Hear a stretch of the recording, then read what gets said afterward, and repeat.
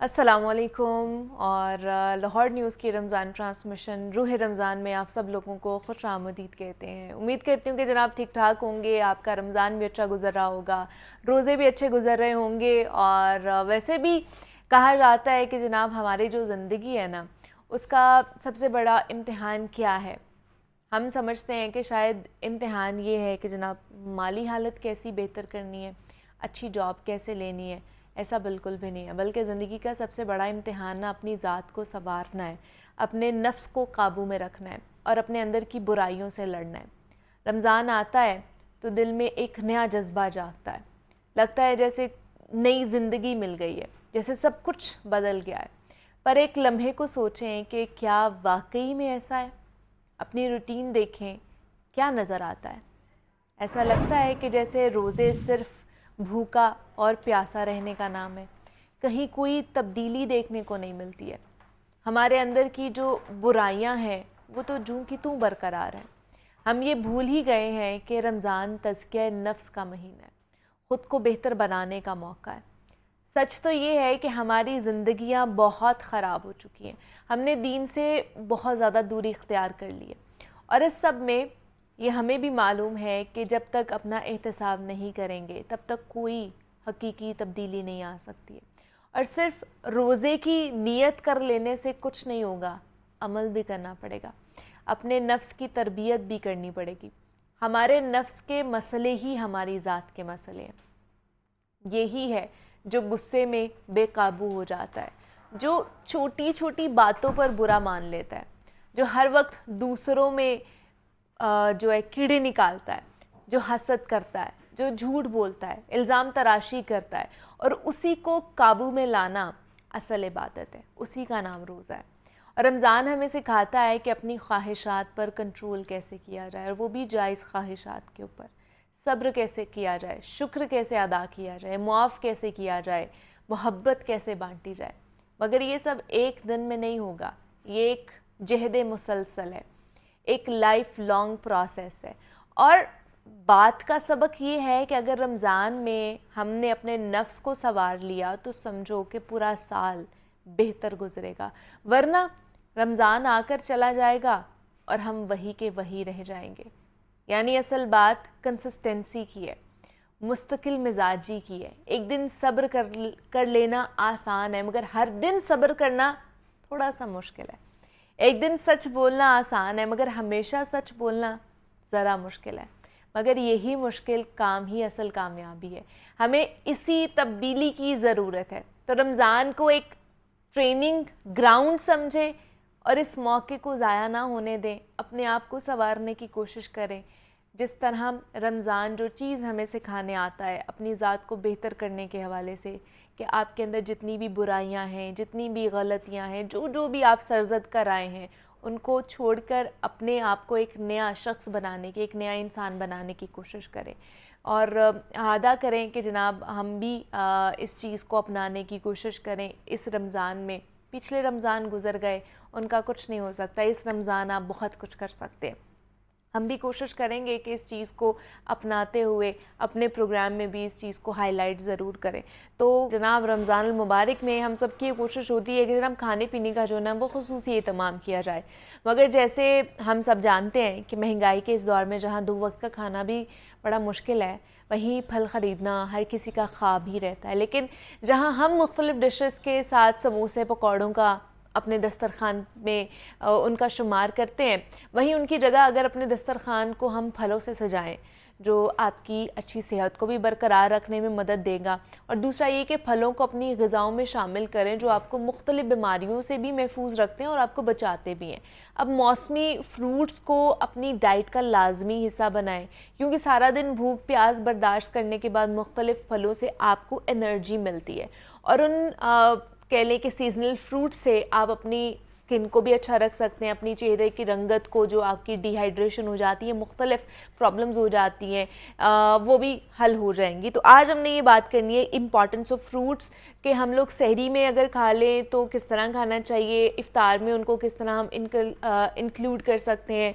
दूसरा ये कि क्या खाली फ्रूट्स भी खाना ठीक है या नहीं है। तो इस पर बात करने के लिए मरियम अजीज़ हमारे साथ स्टूडियोज़ में मौजूद हैं, न्यूट्रिशनिस्ट हैं, डाइटिशियन हैं, उनसे बात करते हैं। मरियम, आपको खुश आमदीद कहते हैं ट्रांसमिशन में। कैसी हैं आप? ठीक है? मैं ठीक हूँ अल्हम्दुलिल्लाह, आप कैसी हैं? मैं भी बिल्कुल ठीक ठाक। रमज़ान कैसा चल रहा है आपका? अच्छा जा रहा है अभी तक तो अल्हम्दुलिल्लाह, मौसम बहुत अच्छा है। हाँ, मौसम अच्छे की वजह से रमज़ान अच्छा चल रहा है माशाल्लाह से। तो आज हमने फ्रूट्स के बारे में बात करनी है कि हम सहरी में खा सकते हैं, इफ्तारी में खा सकते हैं, किस तरह खा सकते हैं। आजकल मुख्तलिफ मौसमी फल आए हुए हैं, ठीक है, तो उसमें से कौन कौन से फल जो है ना हमारी सेहत के लिए अच्छे हैं? अच्छा, आजकल ना जो फलों का मौसम है ना बहुत अच्छा चल रहा है, बिकॉज सर्दियों के भी आपको मिलेंगे, थोड़ा सा गर्मियों वाले भी थोड़े से मिलेंगे हमें। तो उससे ये है कि आप कोई सा भी फल ले लें, वो जो है ना, खास तौर पे स्ट्रॉबेरीज बहुत आई हुई हैं। विटामिन सी रिच फ्रूट है, आपकी स्किन के लिए बहुत अच्छा है, आपकी गट हेल्थ के लिए बहुत अच्छा है, स्टमक के लिए बहुत अच्छा है। तो जैसे ही रोज़ा इफ्तार होता है, आप स्ट्रॉबेरीज जो है उसका मिल्क शेक पी सकते हैं, वो आपको बहुत ज़्यादा हेल्प करेगा एनर्जी बूस्ट करने में। और जैसे सारा दिन बहुत ज़्यादा एनर्जी लो हो जाती है। और एक चीज़ ये है कि सर्दियों के रमज़ान की एक जो साइड इफेक्ट है वो ये है कि हम पानी नहीं पीते हैं। हमें डिहाइड्रेशन बहुत ज़्यादा हो जाती है, हमें पता नहीं चलता। तो फ्रूट्स बहुत ज़्यादा हेल्प करते हैं आपको डिहाइड्रेशन को कवर करने में। उसमें आप एप्पल ले सकते हैं, आप ऑरेंजेस भी आजकल जो है वो अवेलेबल हैं, ज़्यादा नहीं है बट हाँ जो है वो थोड़े बहुत कहीं कहीं पे मिल रहे हैं। और इसके अलावा स्ट्रॉबेरीज़ हैं, और अमरूद नया नया जो है वो सीजनल एक फ्रूट आया है। इसके अलावा पपाया है जिसको हम पपीता कहते हैं, तो वो आपके गट हेल्थ के लिए बहुत ज़्यादा अच्छा है। और ख़ास तौर पे रमज़ान में जो है वो फ्रूट्स का इस्तेमाल बहुत अच्छा है आपकी सेहत के लिए ना। ठीक है, अब जैसे आपने कहा कि आप स्ट्रॉबेरी खाएं और साथ उसका शेक भी पी सकते हैं, तो शेक पीना ज़्यादा अच्छा है या खाली रॉ स्ट्रॉबेरी खाना ज़्यादा अच्छा है? अच्छा, अब ये डिपेंड करता है कि आप वेट गेन कर रहे हैं, वेट लॉस कर रहे हैं, ईद के लिए क्या टारगेट है आपका ना। तो अगर तो आप अपना वेट मेंटेन कर रहे हैं, वेट लॉस कर रहे हैं, वो वेट गेन वगैरह कर रहे हैं, तो उसमें आप ये कि आप स्ट्रॉबेरी का मिल्क शेक वगैरह पी सकते हैं। वो आपको प्रोटीन भी प्रोवाइड कर रहा है, वो आपको जो है वो न्यूट्रिएंट्स भी प्रोवाइड कर रहा है, उससे आपको एनर्जी भी मिल रही है। और अगर आप वेट लॉस कर रहे हैं या थोड़ा सा हेल्थ कॉन्शियस हैं, तो फिर आप स्ट्रॉबेरीज जो है वो रॉ भी खा सकते हैं। उसका आप जो है एक बाउल भर के या तो वो खा लें, या फिर आप एक अच्छा तरीका है कि अगर आपको जूस जो है वो पसंद है तो आप उसको ब्लेंडर में डालें, बीच में पानी डालें और जो है उसको अच्छे से ब्लेंड करके तो आप उसका जूस भी पी सकते हैं। So that is very good, वो आपकी डिहाइड्रेशन को भी ख़त्म करने में जो है ना वो हेल्प करेगा। तो इस तरह चॉइसेस हैं आपकी। अगर आपने दूध डालना है तो वो आपको वेट गेन के लिए हेल्प करेगा, और अगर आपने पानी डाल लिया तो वो वेट लॉस के लिए। फिर ईद का भी आपका टारगेट जो है ना वो भी अच्छा हो जाएगा। अच्छा, लेकिन स्ट्रॉबेरी कौन कौन खा सकता है और कौन नहीं खा सकता है? अच्छा, स्ट्रॉबेरी या मेनली फ्रूट्स जो है ना वो ख़ास तौर पे जो बेरीज़ में फ्रूट आता है, जैसे कि ब्लूबेरी है, रास्पबेरी है, वो ज़्यादातर पाकिस्तान में इतना ज़्यादा अवेलेबल नहीं होती, लेकिन हमारे पास स्ट्रॉबेरीज़ हैं, जैसे आगे शहतूत भी आएंगे। तो ये जो जितनी भी बेरीज़ है ना वो आपके हेल्थ के लिए ना बहुत ज़्यादा अच्छी होती हैं, और ख़ास तौर पर उनमें विटामिन सी बहुत ज़्यादा होता है। तो बेरीज़ कोई भी डिजीज़ से लिंक नहीं है, आप किसी भी डिजीज़ में उसको ले सकते हैं, वो आपके लिए बहुत अच्छी होती है। कोई भी खा सकता है? हाँ जी, वो और डायबिटीज के लोग हैं या हाइपरटेंशन के लोग हैं वो भी खा सकते हैं इनको? बिल्कुल खा सकते हैं, बस ये है कि जो डायबिटीज़ के पेशेंट्स हैं वो रोज़ा इफ्तार करने के फ़ौरन बाद ना खाएं, क्योंकि जो फ्रूट होते हैं ना उसमें फ्रुक्टोज होता है, वो आपकी शुगर लेवल को एकदम से हाई करता है। तो आप पहले कुछ लाइक इफ्तारी में रोटी वगैरह खा लें और फिर उसके बाद आप जो है ना वो फ्रूट ले सकते हैं। तो उसमें आप स्ट्रॉबेरीज ले सकते हैं या एप्पल ले सकते हैं। बनाना को थोड़ा सा अवॉइड करें क्योंकि वो हाई शुगर कॉन्टेंट होता है, लेकिन उसके अलावा आप ग्रेप्स वगैरह जो है वो भी यूज़ कर सकते हैं। अच्छा, इफ्तारी में फौरी तौर पर इफ्तार करते ही आपको फ्रूट्स नहीं खाने चाहिए? एक नॉर्मल पर्सन को भी नहीं खाने चाहिए क्या? हाँ जी, मतलब कि ज़्यादातर हम रिकमेंड यही करते हैं कि आप इफ्तारी के फ़ौरन बाद जो है ना, क्योंकि आपका एक तो सारा दिन से आप लोग भूखे हैं, आपका शुगर लेवल बहुत ज़्यादा डाउन है, तो जब आप एकदम से फ्रूट्स खाएंगे, फ्रूट के अंदर शुगर क्वांटिटी जैसे बहुत ज़्यादा हाई होती है, तो वो आपका एकदम से शुगर लेवल ना एकदम से स्पाइक हो जाता है। तो वो फिर जो है ना थोड़ी सी कॉम्प्लिकेशंस भी आती हैं, नोज़िया होना स्टार्ट हो जाता है, थोड़ा सा एनर्जी लो एकदम से चला जाता है। तो इसीलिए आप कुछ प्रोटीन सोर्स ले लें। अगर प्रोटीन सोर्स नहीं लेना तो आप रोटी खाएँ, रोटी से افطار کریں کھجور جو ہے وہ اس کے بعد فوراً آپ روٹی کھا لیں اینڈ دین پھر اس کے بعد آپ فروٹ چاٹ وغیرہ جو ہے وہ نارملی روٹین میں لے سکتے ہیں. تو اچھا آج کل خربوزہ بھی آیا ہوا ہے, وہ کتنا اچھا ہے اور وہ کون کون سے لوگ کھا سکتے ہیں؟ کیا وہ شوگر کے پیشنٹ کھا سکتے ہیں کہ نہیں کھا سکتے؟ اچھا جو خربوزہ ہے یا موسٹلی میں جو ہے نا وہ ایک جنرل گائیڈ لائن میں یہ دیتی ہوں کہ جتنے بھی پیلے چھلکے والے پھل ہیں نا جیسے کہ خربوزہ ہے, مینگو ہے اور کیلا وغیرہ ہے, اس میں جو شوگر کا کانٹینٹ ہے نا وہ بہت ہائی ہوتا ہے. تو وہ شوگر پیشنٹس جو ہیں یا جو ڈائبیٹک ہیں وہ جو پیلے چھلکے والے جتنے بھی فروٹس ہیں نا ان کو اوائڈ کریں, اور خاص طور پہ جو ہے وہ افطاری کے بعد تو تھوڑا اس کو زیادہ ہی کرنا چاہیے. لیکن یہ ہے کہ عام لوگ جو ہیں وہ کھا سکتے ہیں. خربوزہ بہت اچھا ہوتا ہے, اس میں واٹر کانٹینٹ بہت زیادہ ہوتا ہے, وہ آپ کی ڈی ہائیڈریشن میں ہیلپ کرتا ہے, فائبر بھی ہوتا ہے. سو یس وہ کھا سکتے ہیں, بس شوگر والے تھوڑا اوائڈ کریں اس کو, شوگر والے تھوڑا اوائڈ کریں. اچھا کیا سحری میں ہمیں فروٹس کھانے چاہیے کہ نہیں کھانے چاہیے؟ افطاری میں تو یوزلی ہم لوگ کھا لیتے ہیں ان دا فارم آف فروٹ چاٹ, لیکن کیا سحری میں فروٹس کھانے چاہیے کہ نہیں؟ اچھا تھوڑا سا میرا اس میں آئیڈیالوجی جو ہے نا وہ مختلف ہے. میں یہ پریفر کرتی ہوں کہ آپ لوگ جو ہے نا وہ افطاری میں فروٹس کھائیں ایز کمپیئر ٹو سحری میں, کیونکہ سحری میں فروٹس جو ہے نا وہ ایک تو آپ کو فائبر کانٹینٹ دے رہا ہے, اوپر سے جو فروٹس ہے نا وہ آپ کا میٹابولزم تھوڑا سا فاسٹ کر دیتے ہیں. تو اگر آپ سحری میں فروٹس کھائیں گے تو آپ کا جو کھانا ہے وہ تھوڑا جلدی ڈائجسٹ ہو جائے گا, پھر بھوک تھوڑا زیادہ جلدی لگ جائے گی. تو یہ ہے کہ اس سے پریفر یہ ہے کہ آپ جو ہے نا وہ افطاری میں کھائیں. اگر آپ نے سحری میں فروٹ کھانا ہے تو پھر آپ نا اس کو یوگرٹ کے اندر مکس کر کے کھائیں, تاکہ تھوڑا سا جو ایک ہے نا کیلوریز انٹیک وہ تھوڑا انکریز ہو جائے, تھوڑا میل جو ہے وہ آپ کا ہیوی ہو جائے اور آپ کو زیادہ بھوک نہ لگے. تو وہ آپ لے سکتے ہیں سحری میں, اس میں آپ کھا سکتے ہیں. ادروائز آپ کو افطاری میں کھانا چاہیے. ہاں میں پریفر یہی کرتی ہوں افطاری میں. لیکن افطاری میں جس طرح ہم ڈفرینٹ فروٹس کو کاٹ کے فروٹ چاٹ بنا رہے ہوتے ہیں, تو اس میں ایسی کون سی چیزوں کو انکلوڈ نہیں کرنا جو اس کی افادیت کو ختم کر دیتا ہے ان فروٹس کو جو ہم لوگ کھا رہے ہوتے ہیں؟ فروٹ سارے ڈالنے ہیں, اچھا, صرف چینی نہیں ڈالنی. اچھا, کیونکہ فروٹ چاٹ بیسیکلی جو گھروں میں بنتی ہے اس میں سب سے پہلے یہ ہوتا ہے کہ آپ پہلے شوگر کا مکسچر بناتے ہیں, دین اس کے اندر فروٹس ڈالتے ہیں.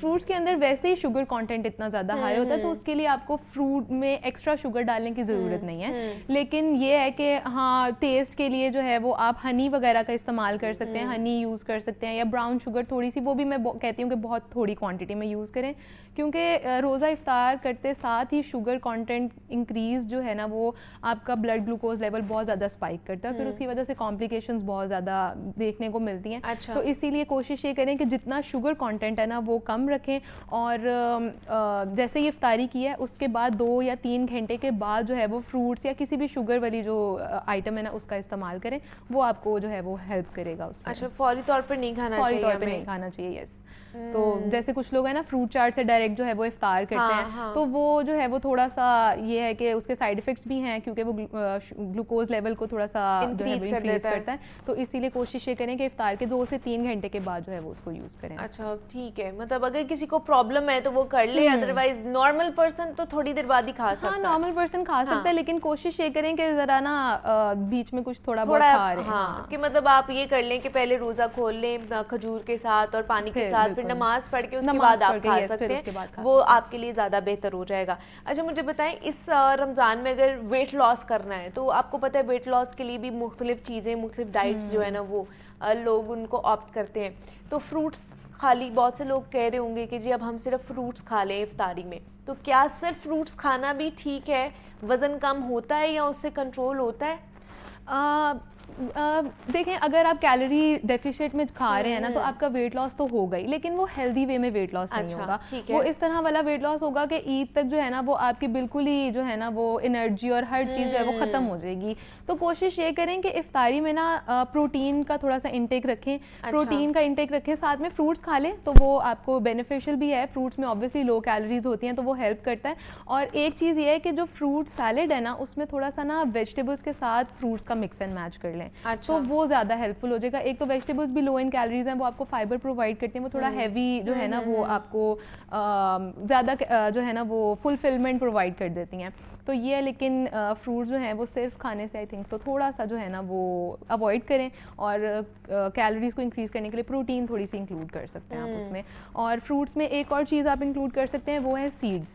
سیڈز بہت زیادہ ہیلپ کرتے ہیں. ایک تو وہ ہائی ان کیلوریز ہوتے ہیں, آپ اس میں پمکن سیڈز ڈال سکتے ہیں, السی کے بیج ڈال سکتے ہیں, تل ڈال سکتے ہیں, یا چیا سیڈز وغیرہ ڈال سکتے ہیں. تو that will really help you in increasing the mass of the thing. اور اس کے علاوہ وہ آپ کو جو ہے نا وہ ہیلپ بھی کرے گا اس کو ویٹ لاس کو مینٹین کرنے میں. ٹھیک ہے, مطلب سیڈس کا استعمال, ایون دو کہ نٹس کا بھی آپ استعمال کر سکتے ہیں. فروٹ چاٹ جب آپ بنا رہے ہو تو آپ اس میں انکلوڈ کر لیں, وہ بھی آپ کو اچھی انرجی پرووائڈ کرتے ہیں اور ڈفرینٹ نیوٹرینٹس بھی ان کے اندر موجود ہوتے ہیں. اچھا دوسرا مجھے بتائیے, ڈائبٹیز کے لیے تو ہم نے بتایا کہ پیلے جو چھلکے والے فروٹس انہوں نے نہیں کھانے. جن کو بلڈ پریشر کا مسئلہ ہے, ہائی بی پی کا مسئلہ ہے, ان کے لیے کون سے ان کو سوٹ کریں گے فروٹس؟ اچھا, جو بلڈ پریشر کے پیشنٹس ہیں نا, ان کو جو واٹر کانٹینٹ جن میں ہائی ہوتا ہے نا, وہ ان کے لیے بہت اچھے ہیں. تو اگر جتنے بھی بی پی کے پیشنٹس ہیں یا ہائپر ٹینشن ہے جن کو, وہ اپنا جو اورنجز ہیں, گریپ فروٹ ہے یا موسمی ہے, اس کا زیادہ استعمال کر سکتے ہیں. یا پھر سے میں یہی کہوں گی اسٹرابیریز آج کل ہیں وہ بہت اچھی ہیں, کیونکہ وائٹامن سی کانٹینٹ اس میں زیادہ ہوتا ہے. Vitamin C really helps you to lower the blood pressure. اور اس کے علاوہ پپایا ہے, جو پپیتا ہے, وہ بہت اچھا ہے. پھر سے امرود بہت زیادہ اچھا ہے. تو سارے فروٹس جو ہے نا ان کے لیے بہت زیادہ بینیفیشل ہے. لیکن جو اورنجز یا اورنجز سے ملتی جلتی جتنے بھی جیسے گریپ فروٹ وغیرہ ہیں, that really helps in lowering the blood pressure. Vitamin C والے ان کے لیے اچھے ہیں. وائٹامن سی والے, اور بیسیکلی جن پھلوں میں زیادہ پانی ہوتا ہے نا, وہ آپ کو ہیلپ کرتے ہیں آپ کا ویٹ لاس, وہ ہائپر ٹینشن جو ہے اس کو کم کرنے میں. اچھا, تو وہ آپ کے لیے زیادہ بینیفیشل ہیں, وہ کھا سکتے ہیں جن میں خاص طور پر واٹر کنٹینٹ ہے. جیسے آگے واٹر میلن آ رہا ہے یا میلن بھی ہے آج کل, وہ بھی کھا سکتے ہیں وہ لوگ. جی بالکل. لیکن ایک چیز کا خیال رکھنا ہے کہ جو اکثر ہم لوگ یہ کرتے ہیں نا کہ فروٹس کو تھوڑا سا فروٹ چاٹ کو مزیدار بنانے کے لیے ہم چاٹ مسالہ اوپر ڈال دیتے ہیں, تو اس میں پھر نمک کی کوانٹٹی ہوتی ہے. تو وہ ہائپر ٹینشن والے جو پیشنٹس ہیں وہ اوائڈ کریں, کیونکہ وہ سالٹ کی جو کوانٹٹی ہے وہ لمٹ میں رہے گی, تو ان کا بلڈ پریشر بھی کنٹرول میں رہے گا. اوکے ٹھیک ہے جی. اپنی چیزوں کو, اپنی ڈائٹ کو بہتر بنائیں. اور آج کے باقی ساری چیزیں تو ہمارے دسترخوان پہ ہوتی ہی ہوتی ہیں, تو فروٹس کا بھی ہونا بہت زیادہ ضروری ہے تاکہ ساری نیوٹرینٹس آپ کو ملیں جب آپ افطاری کرنے بیٹھیں. تو ہمارے ساتھ مریم عزیز موجود تھی جو ہمیں فروٹس کے حوالے سے بتا رہی تھی کون سے کھانے ہیں کون سے نہیں کھانے. مریم تھینک یو سو مچ کہ آپ یہاں پر آئیں. بریک لیتے ہیں, یہاں پہ ملتے ہیں اس بریک کے بعد.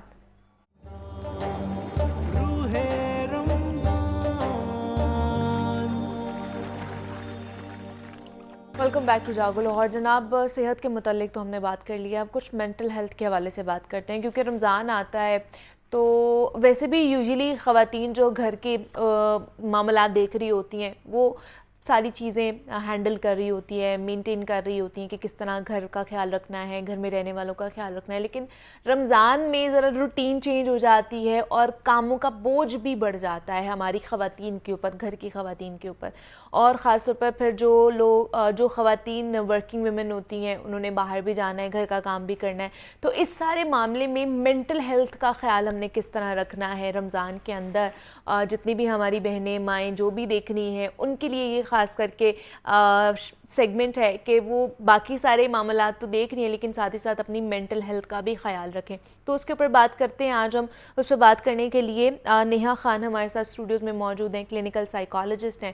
ان سے بات کرتے ہیں. نیہا, آپ کو خوش آمدید کہتے ہیں ٹرانسمیشن میں. کیسی ہیں آپ؟ ٹھیک ہے نیہا, جس طرح میں نے بات کی ہے کہ عام روٹین میں بھی خواتین گھر کے سارے معاملات دیکھ رہی ہوتی ہیں, صحت کا بھی اور باقی سب کا بھی خیال رکھنا ہے. لیکن رمضان میں ذرا روٹین تھوڑی سی مشکل ہو جاتی ہے, تھوڑی سی ٹف ہو جاتی ہے. تو ایسے میں اپنی مینٹل ہیلتھ کا خیال رکھنا کتنا ضروری ہے خواتین کے لیے, گھر کی اور خاص طور پر جو ورکنگ ویمنز ہیں؟ دیکھیں, خواتین ہے تو گھر ہے. اور کیونکہ خواتین کے ہونے سے ہی آپ افطاری اور سحری کا اہتمام جو ہے وہ ایک پراپر طریقے سے کر سکتے ہیں. تو اگر خواتین اپنی صحت کا خیال نہیں رکھیں گی, جس میں جسمانی اور نفسیاتی دونوں صحت آ جاتی ہیں, تو مسئلہ خراب ہو جاتا ہے. تو اس میں یہ ہے کہ سب سے پہلے تو آپ اپنی جو رمضان کی پریپریشن جس کو کہتے ہیں, وہ ایک تو کرنا بہت ضروری ہے. کیونکہ ایک دم اگر آپ یہ کہیں, آپ کو پتہ ہی ہوتا ہے کہ رمضان کی ڈیٹس کیا ہیں, پریڈکشنز تو ہوئی بھی ہوتی ہیں, تو بہتر یہی ہوتا ہے کہ آپ 15 to 20 ڈیز پہلے سے ہی اپنی روٹین کو آہستہ آہستہ کر کے چینج کرنا شروع کر دیں. جس میں سب سے پہلے آپ کے جو نیند کے پیٹرنز ہیں, جو نیند پوری نہیں ہوتی ہے, اس کی وجہ سے آپ کو بہت چڑچڑاپن بھی ہوتا ہے, غصہ بھی شدید آتا ہے, آپ کی کنسنٹریشن جو ہے وہ ختم ہو جاتی ہے. تو نیند کو سب سے پہلے ایک تو پورا رکھیں, اور 15-20 ڈیز پہلے ہی اگر صبح جس طرح 4 بجے اگر لاہور میں سحری بند ہو رہی ہے یا 5 بجے آج کل ہو رہی ہے, تو آپ اپنے ٹائم کو تھوڑا سا پیچھے لے آئیں. آپ نے یہ دیکھنا ہے کہ آپ کی 6 to 8 hours of quality slip جو ہے وہ آپ کو ملے. تو اگر 5 بجے کا مطلب یہ ہے کہ اگر کچھ گھروں میں 3 بجے اٹھا جائے گا, کچھ میں 3:30 تک اٹھا جائے گا, تو اس کے مطابق پھر آپ جلدی سونا شروع کریں. کیونکہ صبح ایک دفعہ اٹھ کے جب آپ نے سحری کر لی, کھا لیا, تو کچھ لوگ تو سو جاتے ہیں, لیکن کچھ لوگوں کے لیے سونا ناممکن ہو جاتا ہے, کیونکہ ہر ایک کے اپنے ایشوز ہوتے ہیں, کچھ کے گیسٹرک ایشوز ہوتے ہیں, جنہوں نے کاموں پہ جانا ہے وہ تو ظاہر ہے وہ سو ہی نہیں سکتے. تو روٹین کو اپنی سیٹ اپ 1 مہینہ پہلے سے ہی کرنا اس طرح سے شروع کریں کہ آپ اپنی ڈائٹ کا بھی ایک تو خیال رکھیں, آپ اپنی نیند جو ہے وہ ٹائم پہ لیں, اور جو کام بڑھ جاتے ہیں جس طرح کوکنگ وغیرہ آپ کی بڑھ جاتی ہے, وہ چیزیں آپ پہلے سے پریپیئر کر کے رکھیں گھر میں. لیکن عموماً آج کل دیکھا جائے, یا چلے رمضان میں نہیں, عموماً اگر دیکھا جائے تو خواتین کن کن اسٹریسرز کا شکار ہوتی جس کی وجہ سے مینٹل ہیلتھ کے پرابلمس بڑھ رہے ہیں؟ دیکھیں, ایک تو روٹین جب چینج ہوئی تو اس کے لیے آٹومیٹکلی آپ کے اوپر ایڈڈ رسپانسبلٹی ہے. ایک نارمل روٹین میں تو آپ دیکھیں, ہمیں پتہ ہے کہ صبح کا ناشتہ بھی اب نارمل آپ ڈبل روٹی انڈے کے ساتھ بھی آپ ناشتہ کر لیں گے, ایک بڑی حد چائے کا کپ پی لیں گے. سحری میں پراپر ایک اہتمام ہوتا ہے, پراپر ایک سالن بھی بننا ہے, کچھ لوگ جو ہیں وہ بڑے شوق سے پائے نہاری اس طرح کی چیزیں بھی کھاتے ہیں. تو وہ جو ایک پراپر اہتمام سحری اور افطاری دونوں ٹائم کا وہ جو ایک ہے وہ مشکل ہو جاتا ہے تھوڑا. پلس ہمارے جو لاہوری کھانے پینے کے بھی بہت شوقین ہیں, ان کو روز افطاری میں کچھ نہ کچھ نیا بھی کھانے کے لیے چاہیے. تو ایک پریشر ہر وقت کا ہے, سحری ختم ہوگی تو افطاری کا ہے, افطاری ختم ہوگی تو اگلے دن سحری کا ہے. تو اگین اس میں یہی ہے کہ آپ اپنے آپ کو ریلیکس رکھیں, پہلے سے آپ اپنا مینیو سیٹ کر لیں کہ آپ نے کیا بنانا ہے. 30 دن کا, 29-30 دن کا, آپ 29-30 دن کا نہ بھی کریں, آپ 15 دن کا کر لیں, آپ کو وہ بہت ہیلپ کرے گا, اور 15 دن کو آپ ریپلیکیٹ بھی کر سکتے ہیں بعد میں. تو اس میں ایک تو چڑچڑاپن بہت زیادہ آ جاتا ہے فیمیلز میں جو دیکھا گیا ہے, اگر چیزیں پریپیئرڈ نہیں ہیں, وہ پہلے سے تیار نہیں ہے, اتنی جو روٹین آپ کی چینج ہو جاتی ہے اس کے لیے, تو اس میں چڑچڑاپن ایک آتا ہے, غصہ بہت زیادہ آتا ہے, جلدی آتا ہے, آپ کا جو توجہ ہے وہ ختم ہو جاتی ہے یا کم رہ جاتی ہے. میموری ایشوز بہت زیادہ آتے ہیں. ہاں, میموری ایشوز بھی بہت زیادہ آتے ہیں. آپ کی یوزلی عورتوں کی یادداشت بہت تیز ہوتی ہے, لیکن روزے کی حالت میں کیونکہ ظاہر ہے آپ کی باڈی جو ہے وہ نہ آپ کھا رہے ہیں نہ پی رہے ہیں, تو میموری ایشوز بھی ہوتے ہیں. اچھا, بالکل. لیکن پھر ایسی کون سی کہہ لیں کہ افطاری تو ہم نے کرنی ہے, لیکن ایسے کون سے کمپوننٹس, ایسی کون سی ڈائٹ ہے جو کہ خواتین کو لینی چاہیے جن کی وجہ سے مینٹل پرابلمز, یا پھر اگر بہت زیادہ اسٹریس میں ہیں, انزائٹی یا ڈپریشن کا شکار ہیں, جیسے میموری پرابلم ہو رہی ہے, تو وہ اس کو کرٹیل کر سکے؟ اس کو دیکھیں, کرٹیل کرنے کے لیے ایک تو یہ کہ آپ سب کچھ کھائیں. ہم یہ کہتے ہیں, ایک تو اسپیشلی جو ویٹ لاس, ابھی کیونکہ وہ نیوٹریشنسٹ نے بات کی کہ ویٹ لاس جنہوں نے کرنا ہے یا ویٹ گین کرنا ہے, تو رمضان ہمارے لیے بڑا آئیڈیل ٹائم ہوتا ہے. تو اس میں مجھے ایسا لگتا ہے کہ رمضان جو ہے وہ ٹھیک ہے, آئیڈیل ٹائم دونوں چیزوں کے لیے ہے, لیکن آپ اپنی ڈائٹ کو بیلنس کر کے کھائیں. اچھا, جو یہ کہتے ہیں کہ فرائیڈ چیزیں بالکل نہیں کھانی, وہ پھر دیکھ کے وہ پریشان بھی ہوتے ہیں, وہ دل بھی کر رہا ہوتا ہے, دل مچل بھی رہا ہوتا ہے, تھوڑی سی لالچ بھی ہوتی ہے کھانے کی. تو آپ ماڈریٹ اماؤنٹس میں سب کچھ کھائیں, آپ فروٹس بھی کھائیں, آپ ویجیٹیبل کھائیں, آپ روٹی کھائیں, آپ دودھ کا استعمال کریں, دہی کا استعمال کریں. ہم کیا کرتے ہیں, ہم افطاری میں صرف فرائیڈ چیزوں کے اوپر ریلائی کر رہے ہوتے ہیں زیادہ, یا جو لوگ فروٹ چاٹ کھاتے ہیں وہ فروٹس تو کھا ہی لیں گے, لیکن سبزی کا استعمال ختم ہو جاتا ہے, دودھ دہی کا استعمال ختم ہو جاتا ہے, جو نارمل روٹین میں ہم لے رہے ہوتے ہیں. پھر بھی ماڈریٹ اماؤنٹس میں کھائیں. نٹس نہیں ہم کھاتے, آلمنڈز, کیشیو نٹس, اس طرح کی جو آپ کی ڈرائی فروٹ آئٹمز ہیں وہ نہیں ہم کھاتے. پلس آپ کی کیونکہ کھانے کی روٹین چینج ہوئی ہوئی ہے, تو جو عورتیں اسپیشلی جو میڈیکیشن پہ ہیں, وہ میڈیکیشن بھی بہت زیادہ اس چیز کو اثر انداز کرتی ہے, کیونکہ آپ کا پورا جو سائیکل ہے, جو کلاک ہے, وہ چینج ہو جاتا ہے. تو فار ایگزامپل اگر کوئی نیند کی گولیاں کوئی اگر کسی کو پرسکرائب ہیں, کوئی سائیکیٹرک میڈیکیشن کسی کو پرسکرائب ہے, تو وہ بھی ٹائم آپ پہلے سے ہی سیٹ اپنا کرنا شروع کر دیں, بجائے کہ ایک دم جب رمضان آ رہا ہے اور آپ سارا دن کیونکہ بھوکے ہیں, ایک دم جب آپ دوائی افطاری کے بعد کھائیں گے تو وہ باڈی اس کو ریئیکٹ جو ہے وہ اس طرح سے نہیں کرے گی. اچھا, تو آپ اپنے ٹائمنگ کو پہلے سے ہی 15-20 دن پہلے سے ہی آہستہ آہستہ آدھا گھنٹہ کر کے پیچھے لانا شروع کر دیں, تاکہ سحری اور افطاری میں ایک اچھا گیپ بھی آ جائے اور آپ کی باڈی جو وہ یوز ٹو بھی ہو جائے اس چینج کے لیے. اچھا, یہ تو چلے ہو گیا نا کہ رمضان میں کیا کیا پرابلمز ہو سکتی ہیں. یوزلی اگر دیکھا جائے رمضان کے علاوہ بھی خواتین کی مینٹل ہیلتھ بڑی امپورٹنٹ ہے, اور اتنا ہی وہ خیال نہیں رکھتی ہیں, باقی ساری ذمہ داریاں بہت زیادہ ان کے اوپر ہوتی ہیں. یوزلی تو یہی دیکھا جا رہا ہے. تو کیا کیا ایسے پرابلمز ہیں جن کی وجہ سے یہ چیزیں بڑھی؟ وہ چاہے سوسائٹی کی طرف سے بھی ہو سکتے ہیں یا پھر وہ دوسرے پرابلمز بھی ہو سکتے ہیں؟ دیکھیں پرابلمز ہم نے اپنے خود بنائے ہوئے ہیں. اچھا. زیادہ تر پرابلمز جو ہیں وہ ہم خود بناتے ہیں. ایک تو یہ کہ جو آپ کی سوسائٹی کی جس طرح آپ نے بات کی, سوسائٹل پریشرز بھی ہیں بہت زیادہ, اور جو سٹینڈرڈز ہم نے بنا لیے ہیں اپنے لیے, وہ سٹینڈرڈز دیکھیں اگر آپ ٹی وی دیکھتے ہیں تو ٹی وی یا سوشل میڈیا پہ انفلوئنسرز اور بلاگرز جو ہیں ان کا ایک پار سیٹ ہے, ان کا ایک سٹینڈرڈ سیٹ ہے. گھریلو عورتیں, ہم جیسی عورتیں, ورکنگ ویمن ایک حد تک ایک ریشیو, ایک پرسنٹیج ہے جو اس کو فالو کر سکتی ہیں. ہم جیسی, آپ جیسی نارمل ایک روٹین میں جو گھریلو عورت ہے وہ اس کو فالو نہیں کر سکتی, چاہ کے بھی نہیں کر سکتی. وہ اگر کرے گی تو اس کی فائنینشیل ایک تو آپ نے کیپیبلٹی دیکھنی ہے کہ ہے یا نہیں ہے, آپ کا لیونگ سٹینڈرڈ, لیونگ سٹائل ویسا ہے یا نہیں ہے, آپ کی فیملی تو نہیں کہیں افیکٹ ہو رہی, آپ کی اپنی ہیلتھ تو نہیں افیکٹ ہو رہی. اب عورتیں کیا کرتی ہیں, وہ انفلوئنسرز اور وہ بلاگر سٹائل والی زندگی جینے کے لیے جو ہے سب کچھ بھول جاتی ہیں کہ گھر بار بھی ہے, بچے بھی ہیں, فیملی ہے, اپنا کام ہے, یا کوئی کاروبار اگر کر رہی ہے تو وہ کیونکہ ایک سٹینڈرڈ انہوں نے سیٹ کرنا ہے سوسائٹی میں, تو اس کے لیے آپ اپنے آپ کو نگلیکٹ پھر کرنا شروع کر دیتے ہیں. ٹھیک ہے. بیوٹیفائی اپنے آپ کو کرنے کے لیے آپ بیسیکلی اپنی مینٹل ہیلتھ کو داؤ پہ لگا رہے ہیں. تو فزیکل اپیئرنس تو آپ کی ٹھیک ہو جائے گی, وہ آپ اگر پیسے لگائیں گے اپنے اوپر ظاہر ہے تو فزیکل اپیئرنس تو آپ کی ٹھیک ہو جائے گی, لیکن جو سیلف اسٹیم کے ایشوز آپ کے آئیں گے, جو آپ کے اندر ایک کمی رہ جائے گی ذہنی طور پہ, نفسیاتی طور پہ, اس چیز کا پھر کوئی نعمل بدل نہیں انلیس کہ آپ پھر تھیراپی لیں. اچھا, یہ سیلف اسٹیم کا پرابلم بھی بہت زیادہ ہوتا جا رہا ہے اس میں, کہ اس کو جو مٹیریلسٹک چیزیں ہیں وہ ہم اس کی طرف بہت زیادہ اٹریکٹ ہوتے جا رہے ہیں. بالکل, ہم مٹیریلسٹک اور فائنینشلی جو ہمیں بہت بوم کرتی ہیں چیزیں, جو بلوم ہمیں لگتا ہے کہ کر رہی ہیں سوشل میڈیا کی وجہ سے, خاص طور پر یہ چیزیں بڑھتی جا رہی ہیں, یہ بہت چیز جو ہے وہ دیکھنے میں آ رہی ہے. کیونکہ عورتیں جو ہیں وہ نو ڈاؤٹ اچھا لگنا, اچھا دکھنا کس کو پسند نہیں ہے, لیکن آپ کو اپنے پاؤں دیکھ کے ہمیشہ چادر جو ہے وہ کرنی چاہیے کہ آپ کے جو بھی سٹینڈرڈز ہیں, جو بھی آپ کے ڈائنامکس ہیں وہ ڈسٹرب نہ ہوں. آپ کوشش کریں, اچھے سے اچھا بننے کی کوشش کریں, لیکن آپ یہ بھی ذہن میں رکھیں کہ وہ ہم کسی دوسرے انسان کو ایک حد تک کاپی کر سکتے ہیں, ہم وہ بن نہیں سکتے. ہم جو مرضی کر لیں ہم وہ بن نہیں سکتے. اور ہر انسان جو ہے وہ یونیک ہے, ہر انسان جو وہ مختلف ہے, وہ اپنے ہی اندر جو ہے وہ ایک اچھا انسان ہے, کوئی بھی برا نہیں ہوتا. تو وہ اپنے آپ کو نکھارے, اپنی جو سکلز ہیں, اپنی جو صلاحیتیں ہیں ان کو وہ پالش کریں, نہ کہ ہم کسی کو دیکھ کے اس سے انفلوئنس اور ہم کہیں کہ جی ہم نے تو سیلیبریٹی بننا ہے یا انفلوئنسر بننا ہے یا بلاگر بننا ہے. نہیں تو یہ سارے معاملے میں تھیراپیز یا پھر میڈیٹیشن یا اس طرح کی چیزیں کتنی کہہ لیں کہ ہیلپ فل ہوتی ہیں؟ بہت ہیلپ فل ہوتی ہیں, کیونکہ دیکھیں جہاں پہ سیلف اسٹیم کے مسئلے آ گئے, وہاں سیلف اسٹیم اگر آپ کی نہیں ہے, زیرو ہے, آپ کے اپنی نظر میں آپ کی کوئی اہمیت ہی نہیں ہے, آپ اپنے آپ کو ضروری نہیں سمجھتے, غیر ضروری سمجھ رہے ہیں, تو اس سے آپ کے سائیکولوجیکل ایشوز پھر جنم لیتے ہیں, جس میں ڈپریشن, انزائٹی, موڈ ڈس آرڈرز ہیں, آپ کے پرسنالٹی ڈس آرڈرز ہیں, یہ ساری چیزیں جو ہے وہ آ جاتی ہیں. تو اس میں سائیکالوجسٹ اور سائیکیٹرسٹ کا پھر رول آتا ہے. کچھ جو بہت کرونک کیسز ہوتے ہیں, جو عورتیں اپنے آپ کو بالکل لا تعلق کر لیتی ہیں اپنے آپ سے, اپنی فیملی سے, وہاں پہ پھر سائیکیٹرسٹ کا رول آتا ہے, کیونکہ میڈیکیشنز ہوتی ہیں.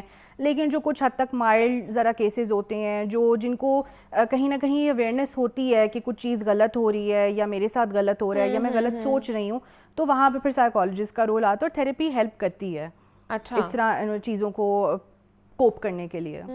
اچھا, لیکن ہمیں کیسے پتہ چلتا ہے کہ ہم کسی سٹریس کا شکار ہے یا پھر کسی ایسی مینٹل النس کا شکار ہو گئے ہیں؟ دیکھیں, سٹریس کا یا کسی بھی مینٹل النس کا شکار ہونے کا جو سب سے پہلی علامت ہوتی ہے وہ یہ کہ جو ہمارا کرائٹیریا ہے, ایک D S M statistical manual ہے, اس کرائٹیریا کے اکارڈنگ اگر 6 مہینے کے اندر اندر آپ فنکشنل سے ڈس فنکشنل ہو گئے ہیں, یعنی کہ کوئی کام ایسا تھا جو آپ بہت اچھے طریقے سے کرتے تھے, آپ اس میں اسکلفل تھے, لیکن 6 مہینے کے اندر اندر آپ کی وہ اسکل ختم ہو گئی ہے, تو اس کا مطلب یہ ہے کہ آپ کے ساتھ کوئی پرابلم ہے. فار ایگزامپل, اگر میں ایک ٹیچنگ شعبے سے اگر تعلق رکھتی ہوں, اور ٹیچنگ جو تھا وہ میرا پیشن تھا, اور میں بہت اچھے سے بچوں کو پڑھا رہی تھی اور سب کچھ بہت اچھا جا رہا تھا, لیکن 6 مہینے کے اندر اندر میرا پیشن جو ہے وہ ختم ہونا شروع ہو گیا, میں نے اسکول جانا چھوڑ دیا, میں نے ذرا سی بات پہ چھٹی لینا شروع کر دی, بچوں کو ڈانٹنا شروع کر دیا, بچوں کو جس طرح سے میں پہلے ایک زون میں جا کے پڑھاتی تھی اس طرح سے پڑھانا ختم کر دیا, تو اس کا مطلب یہ ہے کہ کچھ چیز آپ کو ٹریگر کر رہی ہے, کچھ پرابلم ہے.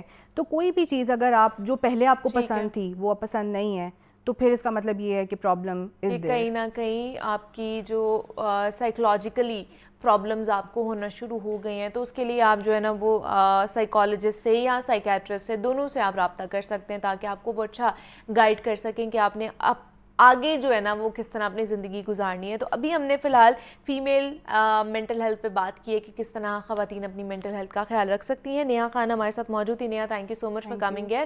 اور یہاں پر بریک لینی ہے.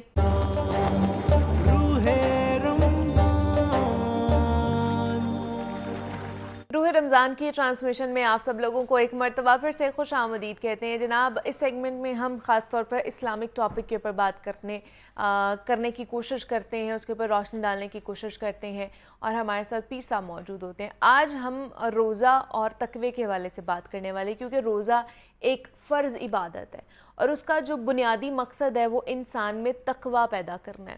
کھانے پینے سے پرہیز تقوی کے حصول کا ایک ذریعہ ہے. روزہ صرف بھوک اور پیاس کا نام نہیں ہے، بلکہ کامل روزے کے لیے ضروری ہے کہ آنکھ، ناک، زبان، ہاتھ، حتیٰ کہ آپ کے دل اور دماغ کو بھی ہر برائی سے روکنا. بس جب ایک مومن پورے ایک ماہ تک اس کیفیت کے ساتھ زندگی بسر کرتا ہے تو اپنے نفس سے امارہ پر قابو پانے کی صلاحیت بھی پیدا کر لیتے ہیں، اور یہی وہ تقوی ہے جو روزے کے نتیجے میں حاصل ہوتا ہے.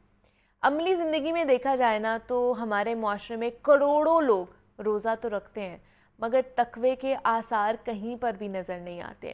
وہی بے ایمانی ہوتی ہے، ناجائز منافع خوری، ظلم و زیادتی، جھوٹ، اور اس کا سبب یہی ہے کہ روزہ تو ہے مگر صرف پیٹ کا.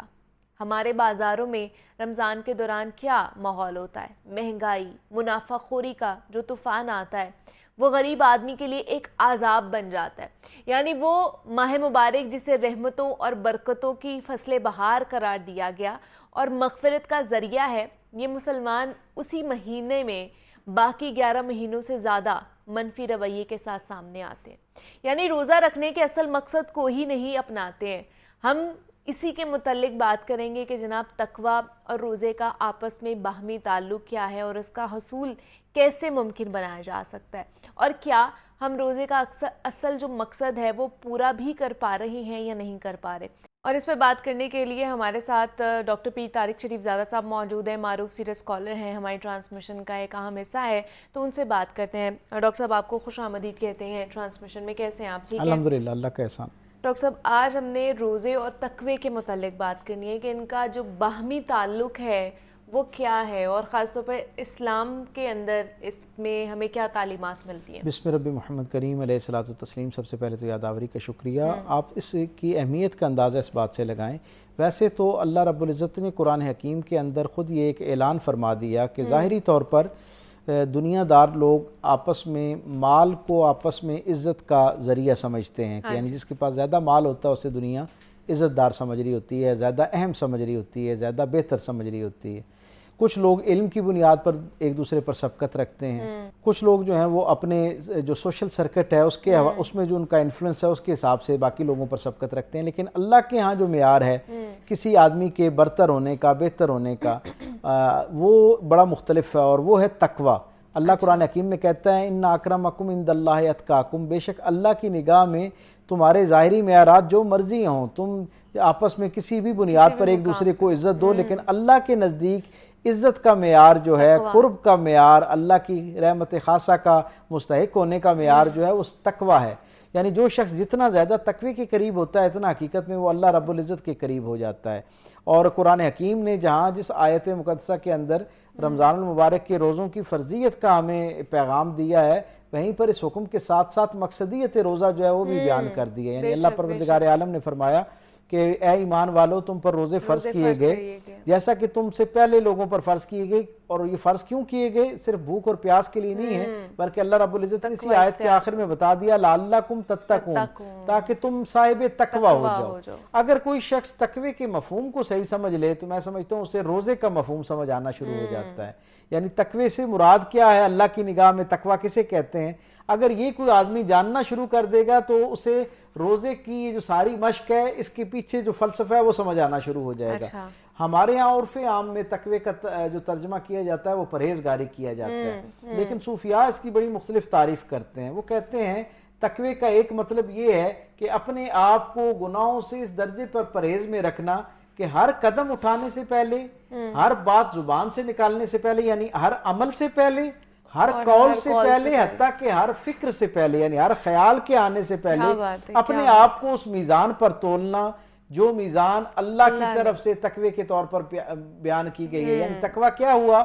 اپنے آپ کو کسی بھی ایسے عمل سے روکنے کا نام ہے جو اللہ اور بندے کے درمیان فاصلے کا ذریعہ بنتا ہے، جو اللہ اور بندے کے درمیان دوری کے ساتھ ساتھ ایک درجے پہ ناراضگی کا ذریعہ بنتا ہے، نافرمانی کا ذریعہ بنتا ہے۔ اس کا مطلب یہ ہے کہ روزے کا مقصود بھی بنیادی طور پر یہی ہے کہ میں اور آپ اپنے آپ کو ایک خاص دورانیے کے لیے مشق کے طور پر طے کریں کہ ہم نے کوئی ایسا عمل نہیں کرنا جو اللہ سے دوری کا ذریعہ بنتا ہے۔ یہ بنیادی معیار ہے، اور یہ تربیت جو ہے کیونکہ یہ پریکٹس ہے، اس لیے دنیا بھر میں پریکٹس کا ایک بنیادی اصول یہ ہے، انسانی نفسیات کو ذہن میں رکھتے ہوئے جہاں جہاں ٹریننگ سیشنز ہوتے ہیں، ٹریننگ انسٹیٹیوٹس ہیں، وہ ہم سب کو یہ بتاتے ہیں، وہ فوج کی ٹریننگ ہو یا کسی اور ادارے میں ٹریننگ ہو، تو کیا کیا جاتا ہے؟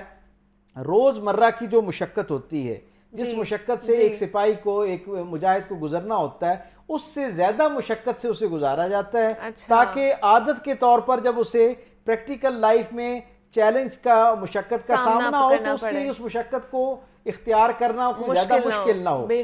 رمضان المبارک کے اندر بہت ساری حلال چیزوں سے دسترخوان سجا کے رکھنے کے باوجود، سارے وسائل اور اسباب ہونے کے باوجود حلال چیز سے جو اللہ کی طرف سے حلال کردہ ہے اس سے اپنے ہاتھ کو ایک خاص وقت کے لیے روکنا جو ہے، یہ اصل میں پریکٹس ہے باقی 11 مہینوں میں اپنے آپ کو حرام سے دور رکھنے کے لیے۔ اصل میں ہم جس وقت ہم دسترخوان پر بیٹھتے ہیں تو پروردگار عالم کے سامنے اپنا ایک جذبہ، اپنا ایک ارادہ، اپنی نیت اور اپنا ایک وعدہ پیش کرتے ہیں۔ وہ افطار کے لمحے میں یہ وعدہ کیا ہوتا ہے کہ مالک الملک جس طرح آج سحری سے لے کر اس وقت افطار تک بے شمار حلال چیزیں میرے سامنے موجود تھیں جنہیں تو نے نہ صرف حلال کر رکھا ہے بلکہ انہیں اپنا پسندیدہ پکوان کہہ رکھا ہے، لیکن میں نے ان سب سے اپنے آپ کو اس لیے روک رکھا کہ تو نے مجھے یہ حکم دیا ہے کہ اس خاص دورانیے کے دوران میں نے ان چیزوں کو اختیار نہیں کرنا۔ اے مالک الملک، میں تیرے سامنے اپنی یہ عاجزی، اپنی یہ بھوک، اپنی یہ پیاس رکھ کر معذرت یاد اپنی یہ بھوک اور یہ پیاس رکھ کر تیری پاک بارگاہ میں اپنا ایک ارادہ اور ایک وعدہ رکھتا ہوں کہ جیسے میں نے ان تیری رضامندی حاصل کرنے کے لیے، تیری خوشنودی کے لیے ان حلال چیزوں سے خود کو دور رکھا ہے، ان سے میں نے پرہیز کی، گویا ان سے میں نے تقوی اختیار کیا ہے، بالکل عملی زندگی کے اندر میں تو اس سے وعدہ کرتا ہوں کہ آج کے بعد حرام چیزیں جنہیں تو نے ناپسندیدہ قرار دیا ہے، جن سے تو نے رکنے کا حکم دیا ہے، میں اپنے آپ کو ان سے بھی روکنے کی کوشش کروں گا۔ تو گویا اگر رمضان المبارک کی، اور یہ بات اس کا ایک مفہوم یہ بھی ہے کہ خود سرکار دو عالم صلی اللہ علیہ وسلم نے فرمایا کہ جو شخص روزہ رکھے اور روزہ رکھنے کے بعد بے حیائی اور فوش باتوں سے اور جھوٹ بولنے سے اور بد کلامی سے گریز نہ کرے تو روزہ اسے بھوک اور پیاس کے علاوہ کوئی چیز نہیں فراہم کرتا، یعنی اسے کوئی فائدہ نہیں ہوتا۔ اس کا مطلب یہ ہے کہ روزے کا حقیقی مفہوم صرف کھانے پینے سے باز آنا نہیں ہے بلکہ ایک درجہ آگے جا کر وہ سارے محرمات جن سے اللہ عام زندگی میں مجھے اور آپ کو روکتا ہے، جو اللہ کی نگاہ میں ناپسندیدہ اعمال ہے، ناپسندیدہ اور نہ صرف اعمال بلکہ ناپسندیدہ رویے، گفتگو، لوگوں کے ساتھ معاملات، ان سب کو آپ نے اتنی احتیاط کے ساتھ بسر کرنا ہے کہ آپ کا ہر قدم اٹھانے سے پہلے یہ خیال آپ پر غالب ہونا چاہیے کہ کہیں میرا یہ اٹھایا ہوا قدم اللہ کے ساتھ میرے تعلق کو خراب کرنے کا ذریعہ تو نہیں بننے جا رہا، کہیں یہ میرے لیے اللہ کی ناراضگی کا ذریعہ تو نہیں بن رہا۔ جب آپ اس تصور کے ساتھ روزہ رکھنا شروع کرتے ہیں تو حقیقت میں آپ ایک ایسی مشق کو اختیار کرتے ہیں جو آگے چل کے پورا 11 مہینے جو آئندہ آنے والے ہیں، گویا پورا سال جو ہے آپ اس خیر کے زیر سایہ جو ہے وہ رہنا شروع کر دیتے ہیں۔ اس مشق کو تواتر کے ساتھ بغیر ناغے کے آپ کو 29-30 دن اس لیے کروایا جاتا ہے تاکہ صرف 10 دن کا اور شعوری اختیار کر کے اور آپ کی وہ عادت جو ہے وہ پختہ ہونا شروع ہو جاتی ہے. ایسے ہی ہے. اچھا ڈاکٹر صاحب تقوی کے بارے میں کہا جاتا ہے جی اپنا تقوی مضبوط کریں, کیا تقوی ہمارا کمزور بھی ہو جاتا ہے کہیں؟ جی بالکل ایسا ہے. خود اصحاب رسول نے سرکار دو عالم صلی اللہ علیہ وسلم کی پاک بارگاہ میں حاضر ہو کے یہ بات کہی کہ اے اللہ کے محبوب, جب ہم آپ کے پاس موجود ہوتے ہیں, آپ کی مجلس میں ہوتے ہیں, آپ کی قربت میں ہوتے ہیں اور آپ کی گفتگو سے فیض یاب ہو رہے ہوتے ہیں, تو ہمارے ایمان کی حالت بہت اعلیٰ عرفہ درجے کی ہوتی ہے. گویا اس کا مطلب کیا ہے کہ ہمارے اندر تقوی جو ہے وہ اپنے درجہ کمال پر ہوتا ہے. اصحاب نے کہا یا رسول اللہ, جب ہم آپ سے جدا ہوتے ہیں, اپنے دنیاوی تقاضوں میں جاتے ہیں, گھروں کی طرف لوٹتے ہیں, بازاروں کی طرف لوٹتے ہیں, اپنے کاروبار معاش کی طرف لوٹتے ہیں, تو ہمارے دلوں کے اندر وہ جو ایمان کی ایک کیفیت جو آپ کی موجودگی میں ہوتی ہے, وہ جو تقوی کا ایک جذبہ آپ کی موجودگی میں ہوتا ہے, وہ ہمارے ہاں جب ہم عملی لائف میں جاتے ہیں تو وہ اس درجے کا نہیں رہتا. تو کہیں ہمارے دل میں خیال آتا ہے کہ اس رویے کو, اس عمل کو یا اس حالت کو منافقت تو نہیں کہیں گے, یعنی آپ کے سامنے ہماری کوئی اور حالت ہے اور آپ کی غیر موجودگی میں ہماری کوئی اور حالت ہے. تو اللہ کے رسول صلی اللہ علیہ وسلم نے جب یہ سوال سنا نا, تو رسول رحمت صلی اللہ علیہ وسلم کے چہرے اقدس کے اوپر تبسم غالب ہو گیا, مسکرانا شروع ہو گیا, اور حضور نے فرمایا کہ یہ ایک فطرت کی بات ہے, یہ ایک فطری بات ہے کہ بندہ جس وقت خیر کے زیادہ قریب ہوتا ہے, اس کے ماحول میں ہوتا ہے, اس کے لیے خیر کو اختیار کرنا آسان ہوتا ہے. گویا اس کے لیے تقوی کو قبول کرنا, تقوی کو اپنی زندگی کے اندر نافذ کرنا آسان کر دیا جاتا ہے. اور جب وہ اس خیر کے ماحول سے, نیکیوں کے ماحول سے باہر نکلتا ہے, تو ظاہر ہے دنیا کی جو آلودگی ہے, جو آلائشیں ہیں, دنیا کے وہ جو دنیاوی تقاضے ہیں, وہ اسے اپنی طرف راغب کر لیتے ہیں, اور وہ جو تقوی کی کیفیت ہے وہ نیچے آ جاتی ہے. اس لیے, اور پھر حضور نے آگے فرمایا کہ اسی لیے اللہ رب العزت نے یہ کہہ رکھا ہے کہ اللہ کے 2 انگلیوں کے درمیان ہر آدمی کا دل ہوا کرتا ہے, یعنی بندہ مومن کا دل اللہ کی 2 انگلیوں کے درمیان ہوتا ہے. وہ جب چاہتا ہے انہیں جس سمت میں چاہے جو ہے وہ حرکت دے دیتا ہے. یعنی کبھی وہ تقوی کی طرف بہت زیادہ راغب ہو جاتے ہیں, اللہ کو راضی کرنے کے جذبے میں بہت باکمال ہو جاتے ہیں, اور وہ جذبہ بہت درجہ انتہا پر پہنچا ہوتا ہے. اور کبھی کبھار پھر یہ ہوتا ہے کہ وہ کیفیت جو ہے اس درجے کے ساتھ, اس وفور کے ساتھ آپ کی زندگی کا حصہ نہیں ہوتی, اور آپ کہیں نہ کہیں سستی کا, مسلط کا شکار ہونا شروع ہو جاتے ہیں. اسی لیے کہتے ہیں کہ اہل اللہ کی صحبت میں زیادہ بیٹھنا چاہیے. صاحب تقوی لوگ جو ہیں, ان سے جب ہم پوچھتے ہیں کہ تقوی کو قائم کیسے رکھیں, یعنی تقوی ایک دفعہ میں نے اپنا تو لیا, اب اسے زندگی میں مستقل کرنے کا کیا طریقہ ہے, تو وہ یہی بتاتے ہیں کہ جیسے روزہ ہے, جیسے اللہ کے ساتھ جڑنے کے اور باقی معاملات ہیں, ان کو تواتر کے ساتھ بار بار اپنی زندگی میں شامل کیا جائے. اور جب آپ یوں محسوس کریں کہ آپ تقوی سے گمراہی کی طرف جا رہے ہیں, تو اعلانیہ اور بہت جتنا وقت ضائع کیے بغیر جتنا جلدی ہو سکے آپ توبہ اختیار کریں. توبہ کیا ہے؟ یہ تصور ہے اپنے آپ کو ایک پیغام دینا کہ میں غلط سمت میں چل پڑا ہوں, میری یہ منزل نہیں ہے, نہ میرا یہ راستہ ہے جس کی طرف میں نے قدم اٹھانے شروع کر دیے. تو جیسے ہی آپ اپنے آپ کو بار بار اس مشق سے گزارتے ہیں, تو پھر ایک وقت ایسا آ جاتا ہے کہ بندہ مومن کا قلب اللہ اپنی حفاظت کی چادر میں لے لیتا ہے. اور وہ جیسے میرے کریم رسول نے فرمایا نا کہ بندہ تقوی کے ساتھ, نیکی کے ساتھ اللہ کو راضی کرنے کی جو ایک فکر ہے, اس میں اتنا یعنی اپنے آپ کو سپرد کر دیتا ہے, ایک مقام ایسا آتا ہے کہ اللہ اسے وادی امن جو ہے وہ عطا کر دیتا ہے. یعنی وہ ایک ایسی وادی میں پہنچ جاتا ہے جہاں سے واپس گمراہی کا, گناہ کی طرف پلٹنے کا جو ہے اس کے دل میں نہ کوئی خیال آتا ہے, نہ خواہش آتی ہے, اور نہ اللہ کا جو نظام امکان ہے اس میں کوئی ایسی گنجائش بنتی ہے کہ اس کے لیے اس طرف راستہ نکلے. گویا اللہ خود اس کے جذبے کو تقوی کے ساتھ, اس کے جو جڑنے کی خواہش ہے اور عملی خواہش ہے اور کوشش ہے, اسے دیکھنے کے بعد پروردگار عالم اس کے لیے ایسا فرمان رحمت جاری فرماتا ہے کہ گویا اسے اپنی حفاظت میں لے لیتا ہے, اور اب نہ اس کا دل کرتا ہے تقوی سے دور ہونے کے لیے, نہ اس کی کیفیت جو ہوتی ہے وہ تقوی سے باہر اطمینان پاتی ہے, اور نہ اس کے ارد گرد اسباب ایسے آتے ہیں گویا یوں لگتا ہے کہ اللہ نے خود اس کو اپنے تقوی کے لیے منتخب کر لیا. کیا بات ہے. اور آج کل تو وہ سارا ماحول ہمارے پاس ہے, میسر بھی ہے کہ ہم اپنے تقوی کو قائم رکھ سکتے ہیں اور مضبوط بھی کر سکتے ہیں. بے شک رمضان المبارک ایک ایسا مہینہ ہے کہ جتنا اس کے اندر بندہ تقوی اختیار کر سکتا ہے,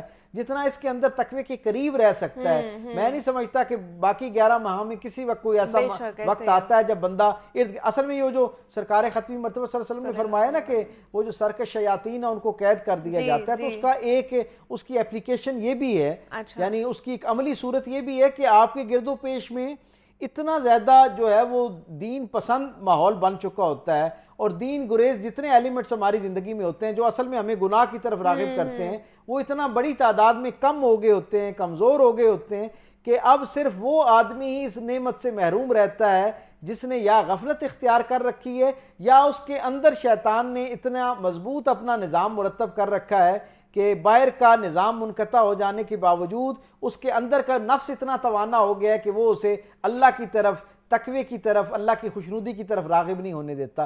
سو یہ ایک بہترین، جیسے ہم بارہا اپنے سامعین اور ناظرین سے یہ بات شیئر کر چکے ہیں کہ رمضان المبارک کو اللہ کی طرف سے رحمتوں، عظمتوں، برکتوں کا مہینہ تو سمجھیں، لیکن اس کو ایک تربیت گاہ کے طور پر گزارنا شروع کریں، روزانہ کی بنیاد پر اپنے یعنی معاملات کے سے ایک درجہ آگے جاتے ہوئے اپنے رویوں پر غور کرنا شروع کریں، اپنے لب و لہجے کو درست کرنے کی کوشش کریں، اور پوری دیانتداری سے اپنے آپ کو ایک طالب علم کے طور پر اپنے سامنے رکھیں، اور پوری دیانتداری سے اپنا تجزیہ کرتے ہوئے پوری ایمانداری سے اپنا انالیسس کریں، اور پھر اپنے آپ کو یہ پیغام دیں کہ میرے اندر کن کن معاملات میں پہلے سے زیادہ بہتری کرنے کی گنجائش موجود ہے۔ اس پوری تربیت گاہ سے فائدہ اٹھائیں۔ یعنی آپ تصور کیجئے کہ عام دنوں میں جب کوئی بندہ اپنا عیب ختم کر کے، اپنی خامی دور کر کے اپنے اندر اللہ کی پسندیدہ خوبی داخل کرنے کے لیے مشق کرتا ہے نا، تو اسے ایک درجے کا اجر عطا کیا جاتا ہے۔ لیکن رمضان المبارک میں یہی اپنے آپ کو بہتر کرنے کی کوشش، اپنے آپ کو تقویٰ کے قریب کرنے کی کوشش جو ہے، اس پر ایک کوشش پر 700 سے 700 گنا اللہ تعالیٰ کی طرف سے اجر ملتا ہے۔ یعنی ایک دفعہ کی کوشش گویا ایسے ہے جیسے آپ نے 700 مرتبہ یہ کوشش کی ہے کہ آپ تقوی اختیار کر سکیں اور تقوی پہ قائم رہ سکیں۔ سو ایک بہترین ماحول ہے، اور تھوڑی سی ہمت کر کے، تھوڑی سی کوشش کر کے روزانہ کی بنیاد پر 2-4 باتیں اپنی زندگی کے اندر خیر والی جو ہیں ان کو ایڈ کرنا شروع کریں، اور پوری دیانتداری سے تجزیہ کرنے کے بعد بندے سے زیادہ بندے کو کوئی نہیں جانتا۔ بے شک، یعنی میں اپنی خوبیوں سے شاید آگاہ نہیں ہوں گا، لیکن میں اپنی خامیوں کو بہت آسانی سے جان سکتا ہوں۔ تھوڑی سی توجہ کروں گا تو میرے سامنے آنا شروع ہو جائیں گی۔ اور اس کا اللہ والوں نے تو بڑا بہترین اصول بیان کر دیا، صاحبان دانش نے کیا خوبصورت فارمولہ بتایا۔ کسی نے پوچھا نا کہ مجھے کیسے پتہ چلے اور مجھے کیسے اندازہ ہو کہ میرے اندر کون سی خامی ہے، کون سی بات ناپسندیدہ ہے، تو انہوں نے کہا کہ ہر وہ بات جو تمہیں دوسروں میں ناپسندیدہ نظر آتی ہے، یعنی جب وہ تم سے معاملہ کرتے ہیں تو تمہیں ان کی جو بات اچھی نہیں لگتی اور ناپسندیدگی کا اظہار ہوتا ہے، بس ان باتوں کو اپنی زندگی میں سے نکالنا شروع کر دو۔ جب کوئی تم سے جھوٹ بولتا ہے، تمہیں برا لگتا ہے، تو سمجھ لو کہ تم نے اپنی زندگی میں سے جھوٹ کو نکال دینا ہے۔ کوئی تم سے وعدہ خلافی کرتا ہے، تمہیں لگتا ہے کہ یہ نامناسب بات ہے، اس سے تمہاری طبیعت میں اضطراب آتا ہے، اس کے بارے میں آپ کی ناگواریت آتی ہے، بس آپ نے طے کر لینا ہے کہ جیسے مجھے کسی اور کی وعدہ خلافی پہ اذیت ہوتی ہے، بالکل اسی طرح میں جب وعدہ خلافی کرتا ہوں تو بہت سارے اور لوگوں کو اذیت پہنچاتا ہوں، اس لیے میں نے اس کو اپنے زندگی میں سے مائنس کر دینا۔ ایون جب ہم دیکھتے ہیں کہ بہت سارے لوگ ہمارے گرد و پیش میں بہت اکھڑ لہجے کے ساتھ بات کرتے ہیں، بڑی جینوئن بات، سچی بات بھی کر رہے ہوتے ہیں، لیکن ایسے لگتا ہے جیسے سر میں ہتھوڑا مار رہے ہیں۔ ایسے ہی ہے، بالکل ایسے ہی اپنے زوم میں وہ کہہ رہے ہوتے ہیں ہم تو سچی بات کر رہے ہیں، لیکن بیان کرنے کا انداز ایسا ہوتا ہے کہ یوں لگتا ہے جیسے گویا انہوں نے جو ہے نا آپ کو دبوچ لیا، اور بہت دیر تک وہ ایک ناخوشگوار سے ایک احساس رہتا ہے۔ ہمیں دوسروں کی غیر مناسب لہجے میں کی گئی سچی بات بھی کڑوی لگتی ہے نا، بس آج سے ہم نے طے کر لینا ہے، تقوی کا تقاضا یہ ہے، اور دوسرے لفظوں میں رمضان المبارک کا تقاضا یہ ہے کہ میں اور آپ ان سارے لہجوں سے اپنے آپ کو، اپنی گفتگو کو پاک کریں جس لہجے میں جب کوئی اور بات کرے تو ہمیں تکلیف ہوتی ہے۔ آج سے ہم نے طے کر لینا ہے کہ ہم نے اس لہجے میں بات نہیں کرنی ہے، خواہ وہ کتنی ہی سچی اور اچھی بات ہو۔ آپ یہ دیکھیں نا، اللہ نے خود یہ ترغیب دلائی ہے کہ ہم بات جو ہے اس کو خوش الہانی کے ساتھ کریں، یعنی اسے اس خوشگواری کے ساتھ اور اتنا حسن گفتار کے ساتھ وہ بات پہنچائی جائے کہ کڑوی سے کڑوی بات بھی ایک نصیحت کے طور پر اور خیرخواہی کے جذبے کے طور پر ہم تک پہنچے۔ ورنہ یہاں تو لوگ بہت محرمات پر جب بات کرتے ہیں، حلال اور حرام پر بات کرتے ہیں، جو بہت ضروری ہے بات کرنا، لیکن لہجے کی کرختگی جو ہے نا وہ اتنے بڑے خیر کو ظاہر کر دیتی ہے۔ سو ہم نے آج سے تقوی کے حصول کے لیے، رمضان المبارک کے اس پیکج سے فائدہ اٹھانے کے لیے خود کو اس سمت میں جو ہے وہ تیار کرنا ہے کہ بس روزانہ 2-4 ایسی باتیں جو ہیں ان کو زندگی سے نکالنا شروع کریں، اور پازیٹیو باتوں کو اپنی زندگی کا حصہ بنانا شروع کریں۔ وہ باتیں جو لوگوں سے آپ تک جب پہنچتی ہیں تو آپ کو اچھا لگتا ہے، بھائی کوئی سلام میں آپ کو پہل کرتا ہے، اچھا لگتا ہے نا، بس آج سے ہم نے طے کر لینا ہے یہ تقوی کی بات ہے۔ تقوی اس دھیان کا نام ہے، اس روگ اور فکر کا نام ہے جو بندے کو لاحق ہوتا ہے کہ میں نے خود کو اچھا کیسے کرنا ہے، ایسا اچھا کرنا ہے جو اللہ کی نظر میں اچھا ہے، اپنے آپ کو ایسا بہتر کرنا ہے جیسے اللہ کو بہتر انسان پسند ہے۔ سو اس جذبے کے تحت ہمیں کسی کی طرف سے میٹھا بول پسند لگتا ہے نا، اچھا لگتا ہے، کوئی سلام میں پہل کرتا ہے اچھا لگتا ہے، مسکرا کے ملتا ہے اچھا لگتا ہے، بس آج سے طے کر لیں کہ ہم نے بھی اس کو کرنا ہے۔ اور کتنی دلچسپ بات ہے کہ یہ سارا خیر جس پر ابھی تک ہم نے بات کی ہے، اس سب کو اپنی زندگی میں شامل کرنے کے لیے اکاؤنٹ میں چند کروڑ نہیں، یعنی چند روپوں کی بھی ضرورت نہیں ہے، بس یہ صرف جذبے اور احساس کی بات ہے۔ اسے اختیار کرتے جائیں گے، آپ کی اپنی زندگی بھی خوشگوار ہونا شروع ہو جائے گی، آپ سے وابستہ لوگوں کی زندگی کے اندر بھی ایک راحت آنا شروع ہو جائے گی، اور بندے کا اللہ کے ساتھ تقوی کی بنیاد پر تعلق بھی پہلے سے کئی گنا بہتر ہونا شروع ہو جائے گا، مضبوط ہونا شروع ہو جائے گا۔ اللہ پاک ہم سب کو توفیق عطا فرمائے کہ ہم جو ہے یہ تقوی کی جو مقصدیت ہے، یہ جو تقوی کو قائم و دائم رکھ سکے۔ اب آگے بڑھتے ہیں پیر صاحب، کچھ سوالات جو ہم آپ کے لیے لے کر آتے ہیں روزانہ کی بنیاد پر، جو ہمارے لیے بھی بڑے کہہ لیں کہ فائدہ مند ثابت ہو رہے ہیں اور ہمارے دیکھنے والوں کے لیے بھی ہے۔ آج کا جو پہلا سوال ہے جو میں آپ سے کروں گی، تراویح کے بارے میں تو ہم نے پہلے بھی بات کی ہے کہ تراویح کیا فرض ہے، یا تراویح اگر نہیں پڑھی جا رہی ہے، اگر کوئی شخص نماز تو پڑھ رہا ہے لیکن اگر تراویح نہیں پڑھ رہا ہے روزوں کے اندر، تو کیا اس کا روزہ ہوگا یا نہیں ہوگا؟ سب سے پہلے ہمیں یہ بات سمجھنے کی ضرورت ہے کہ عبادات میں نماز کے ذیل میں جتنی عبادت ہے، یعنی گویا نماز کی جو بنیادی اقسام ہیں وہ دو ہیں، ایک وہ ہیں جو فرائض کے اور واجبات کے زمرے میں آتی ہیں جنہیں فرض نماز ہم کہتے ہیں، اور کچھ عبادات ایسی ہیں جو نفل کے زمرے میں آتی ہیں جنہیں نوافل کہتے ہیں۔ اب فرائض جو ہیں کیونکہ وہ اللہ کی طرف سے ان کا حکم ہے، اس لیے ان کی انجام دہی نہ کر پانے پر، ان کے چھوڑ دینے پر اللہ کی طرف سے جو ہے وہ سوال کیا جائے گا، آپ کو جواب دہ ہونا پڑے گا، اور اس پر ظاہر ہے اللہ کی طرف سے اس کی ناراضگی جو ہے وہ بھی ظاہر ہوتی ہے۔ نوافل جو ہے وہ ایک اضافی عبادت ہے، اس کی اہمیت سے کوئی ذی شعور انکار نہیں کر سکتا۔ اللہ کے محبوب رسول نے فرمایا کہ نوافل کی کثرت سے اللہ کا قرب اختیار کرو، یعنی نوافل کے زیادہ ہونے سے بندہ مومن اللہ کے قریب ہوتا ہے۔ سو اس کی اہمیت اپنی جگہ پر، لیکن کیونکہ وہ فرض نہیں ہے اس لیے اس کے اوپر کوئی ان معنوں میں جواب دہی کا تصور موجود نہیں ہے۔ سو جیسے میں نے پہلے عرض کیا کہ تراویح جو ہے وہ نوافل کی ذیل میں آتی ہے، سو اگر کوئی شخص پڑھ سکتا ہو، ہمت کر سکتا ہو، تو بالاہتمام اس کے لیے وقت نکالنا چاہیے اور پڑھنا چاہیے، بہت فضیلت والی بات ہے۔ اور یہ صرف نفل نہیں ہے بلکہ رسول اللہ صلی اللہ علیہ وسلم کے عمل سے یہ ثابت ہے، اس لیے اب یہ سنت کے پاکیزہ درجے پر آ گئی ہے۔ تو جب کوئی بندہ اس کو اختیار کرتا ہے تو ظاہری طور پر نفل پڑھ رہا ہوتا ہے، لیکن اسے سنت کا اجر مل رہا ہوتا ہے۔ اور پھر رمضان المبارک میں جیسے ہم جانتے ہیں کہ نوافل کا اجر ویسے ہی فرائض کے برابر کر دیا جاتا ہے، اور ہر نیکی کا اجر 7 سے 700 گنا کر دیا جاتا ہے۔ تو آپ تصور کریں کہ 20 رکعت پڑھے یا 8 پڑھے تو وہ کتنے گنا کر دی جاتی ہے، ذرا اس کی تعداد کا اندازہ لگائیں، اور یہ کتنا خیر و برکت کا ذریعہ ہو سکتی ہے۔ اس کو پڑھنا چاہیے۔ آقا کریم صلی اللہ علیہ وسلم کی زندگی سے بھی ثابت ہے، اصحاب کے ہاں تواتر کے ساتھ اس کا جو ہے وہ اہتمام کیا جاتا تھا، لیکن یہ بہر طور ایک الگ عبادت ہے۔ روزہ ایک الگ عبادت ہے، براہ راست اس کا روزے کے ساتھ کوئی تعلق نہیں ہے۔ روزے کی فرضیت اپنی جگہ پر، روزے کے تقاضے اپنی جگہ پر۔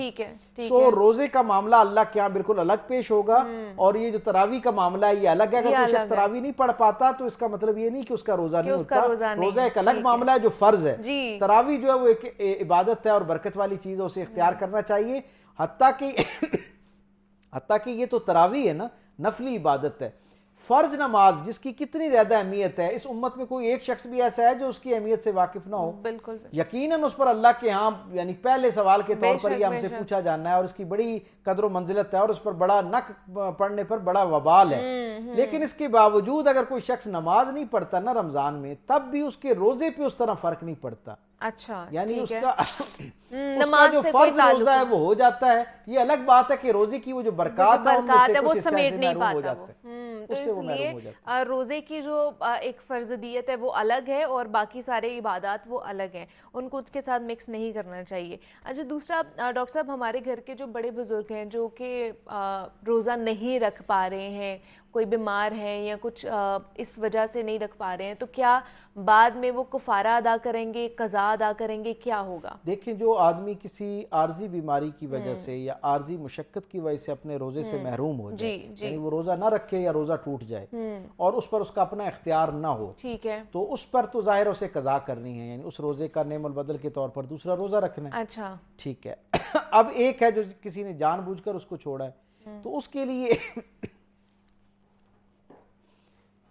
جو کوئی شخص جان بوجھ کر روزہ چھوڑ دیتا ہے یا جان بوجھ کر روزہ توڑ دیتا ہے، اچھا ان دو صورتوں میں وہ قضا نہیں ہوگی بلکہ اس کے ساتھ کفارہ بھی ادا کرنا پڑے گا۔ اس کی ایک تفصیل ہے جو ہم پہلے بیان کر چکے ہیں۔ اب تیسری قسم ان بزرگوں کی ہے جو بیماری کے اس درجے پر پہنچ گئے ہیں یا ضعف کے اس درجے پر پہنچ گئے ہیں کہ جب انہیں روزے کے لیے رخصت ہو گئی ہے اور بیماری میں کوئی شخص اس درجے پر ہے کہ اب اس کے دوبارہ یعنی اس بیماری کے ساتھ روزہ رکھنا اس کے لیے ناممکن کے قریب ہو گیا، اور دوسرا اس سے بھی زیادہ اہم بات، اگر بیماری کی وجہ سے رہ گیا ہے، یعنی بیماری ہے اور روزہ ٹوٹ گیا ہے یا روزہ چھوڑ رہا ہے، لیکن امید ہے کہ اگلے برس چند مہینوں بعد اگلے برس کسی وقت وہ دوبارہ ان روزوں کو لوٹا سکتا ہے، تو پھر افضل عمل قضا کرنا ہی ہے، یعنی ان روزوں کو دوبارہ رکھنا ہے۔ اوکے، لیکن اگر یہ امید ختم ہو گئی ہے، یعنی بیماری اتنی غالب آ گئی ہے کہ ظاہری طور پر امکان نہیں ہے دوبارہ اس کے واپس پلٹنے کا اور اس درجے کا صحت مند ہونے کا جس میں روزہ رکھا جاتا ہے، یا عمر کے حساب سے اس درجے پہ پہنچ گیا ہے، تو ان لوگوں کو یہ کرنا چاہیے۔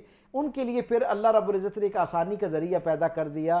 رسول رحمت صلی اللہ علیہ وسلم نے ہمارے لیے ایک بشارتوں کا پیکج جو رکھا ہے، اس کے اندر یہ بات ہے کہ حضور نے فرمایا کہ پھر وہ اپنے اس روزے کے کفارے کے طور پر یعنی 2 مساکین کو پیٹ بھر کر صبح اور شام کا جو کھانا ہے وہ کھلا دے، تو وہ اس کی طرف سے اللہ کے ہاں اس روزے جیسا ہی ہو جائے گا، اور اسے اس پر 2 اجر ملیں گے، یعنی ایک وہ جو اس نے ان کو روزے کا کفارہ ادا کیا وہ، اور دوسرا جو کھانا کھلایا اس کا اجر اس کو ملے گا۔ تو جو وہ خود کھاتا ہے، جس درجے کا کھانا، جس معیار کا کھانا وہ خود کھاتا ہے، اس طرح کا کھانا صبح و شام کسی شرعی فقیر کو کھلائے گا، مسکین کو کھلائے گا، تو اللہ کے ہاں اللہ کی طرف سے جو ہے وہ ناراضگی کو دور کرنے کا ذریعہ بن جائے گا۔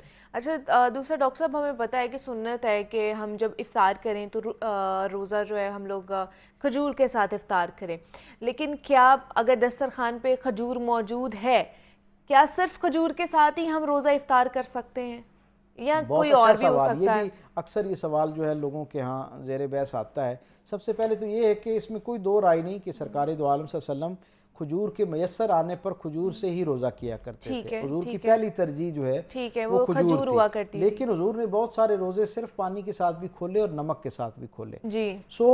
یہ کوئی پابندی نہیں ہے کہ آپ نے کھجور سے ہی آغاز کرنا ہے، کسی بھی حلال طیب چیز کے ساتھ جو ہے وہ روزہ افطار کیا جا سکتا ہے، اور اس میں پانی بھی شامل ہو سکتا ہے، کوئی مشروب بھی شامل ہو سکتا ہے۔ لیکن کھجور اگر میسر ہے اور کوئی شخص اس کو کوئی بیماری نہیں ہے، جیسے شوگر پیشنٹس کے لیے بعض دفعہ مسائل ہوتے ہیں، تو وہ اس کے بغیر بھی کسی چیز سے روزہ کھول سکتا ہے۔ کھجور موجود ہے تو کھجور کے ساتھ بھی کھول سکتا ہے۔ لاسٹلی میں پوچھنا چاہوں گی کہ کھٹے ڈکار بہت سے لوگوں کا آتا ہے، ڈائجیشن کا پرابلم، انڈائجیشن کا پرابلم ہوتا ہے، تو کھٹے ڈکار آنے سے کیا آپ کا روزہ ٹوٹ جاتا ہے؟ نہیں، اس سے روزے کے اوپر کوئی فرق اس لیے نہیں پڑتا کہ حتیٰ کہ قے جو ہے، ایک تو میں نے جیسے پہلے بھی ایک پروگرام میں ہم نے اس کو ڈسکس کیا تھا کہ جسم سے کوئی چیز خارج ہوتی ہے تو اس کے اوپر روزے پہ کوئی فرق نہیں پڑتا۔ جسم کے اندر کوئی چیز خوراک اور غذا کے طور پر داخل کی جائے، دوا کے طور پر داخل کی جائے، تو اس سے روزے پہ اثر پڑتا ہے۔ یہ کیونکہ ایک تو بندے کے اپنے اختیار میں نہیں ہے، جیسے قے اختیار میں نہیں ہوتی، اسی طرح غیر اختیاری ڈکار آئے یا قے آئے تو اس سے روزے پہ فرق نہیں پڑتا، اس سے بھی کوئی فرق نہیں پڑتا۔ تو آج کی یہی جناب نشست تھی ہماری ڈاکٹر صاحب کے ساتھ، ہم نے روزے اور خاص طور پر تقوی کے حوالے سے بات کی کہ ان کا جو باہمی تعلق ہے وہ کیا ہے، اور ڈاکٹر پیر طارق شریف زادہ صاحب ہمارے ساتھ موجود ہے۔ ڈاکٹر صاحب بہت شکریہ آپ کے وقت کا کہ آپ ہماری ٹرانسمیشن کا حصہ بنے۔ مجھے اجازت دیجیے، اپنا بہت سارا خیال رکھیے گا، کل آپ سے دوبارہ ملاقات ہوگی۔ اللہ حافظ۔